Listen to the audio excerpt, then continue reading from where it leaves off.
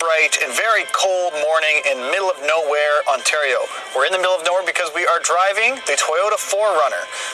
This is one of the last old school off-road SUVs, and we are driving the 2020 version.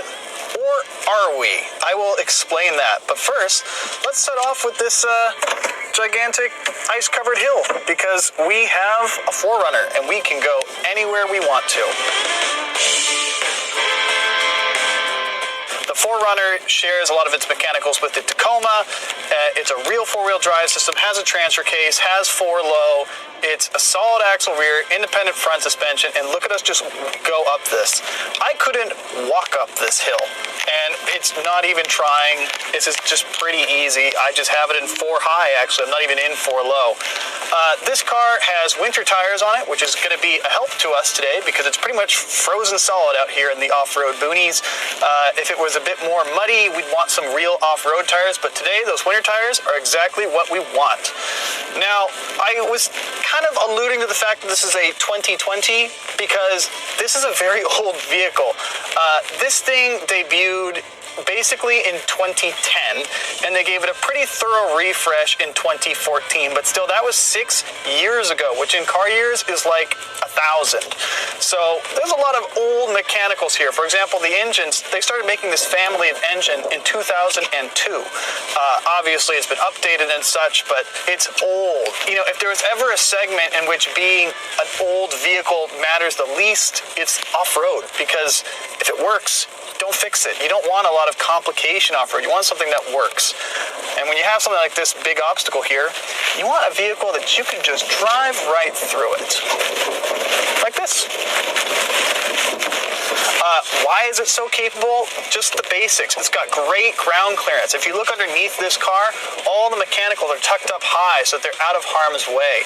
It's got pretty big tires on it for a production SUV.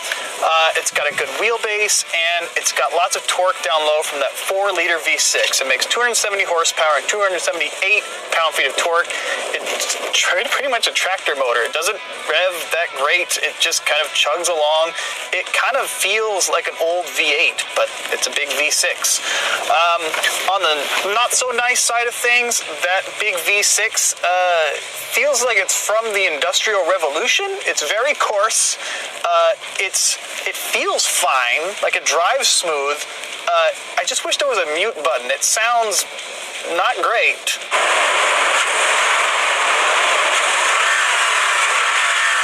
It's not like the good exhaust noise I hear, just like a lot of mechanical noise. It's not great. So I wish it was better insulated, but this is kind of a rough and tumble SUV.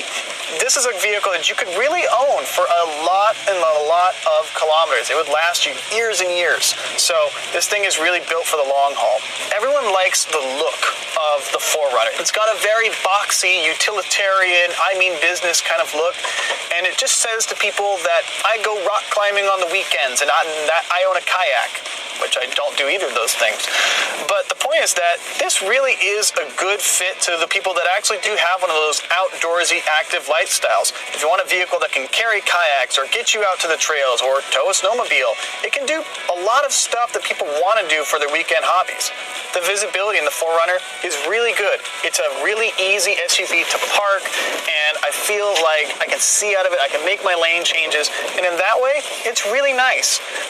In other ways, the lack of change, it's kind of hurting it. I will say that the saving grace of this ancient infotainment system is that it has CarPlay and Android Auto. That's perfect, because basically it means I can just plug in my phone and then forget about whatever Toyota put in this thing, which is probably an Atari system. The other thing that the TRD Pro will come with is a premium JBL sound system. However, I've experienced that in the Supra, and it's not much to write home about. I think JBL is kind of one of the weaker brands in terms of the premium audios. So if you're buying one of these, I really do think that Trail is the spec to get. Honestly, the only thing that I missed that the higher trims have and this one doesn't, I really wish it had heated seats. That feels a little remiss on something that costs north of $45,000, but it is the base model, if you will. They also make like a limited luxury version, and frankly, there are so much better luxury SUVs out there that trying to turn this rough and tumble thing into a luxury SUV with leather, I don't know why you would try that. In the end, I know it's a flawed vehicle, but I can't really dislike it much because the 4Runner just feels like an old friend. It's like a family dog, you know. It's just so familiar and comforting. And sometimes when you're out in the middle of nowhere and you're driving on some crazy trail, you just want something you can trust. For driving.ca, I'm Clayton Seams, and for more off-road reviews and information, don't forget to follow us on social media on Instagram and Twitter.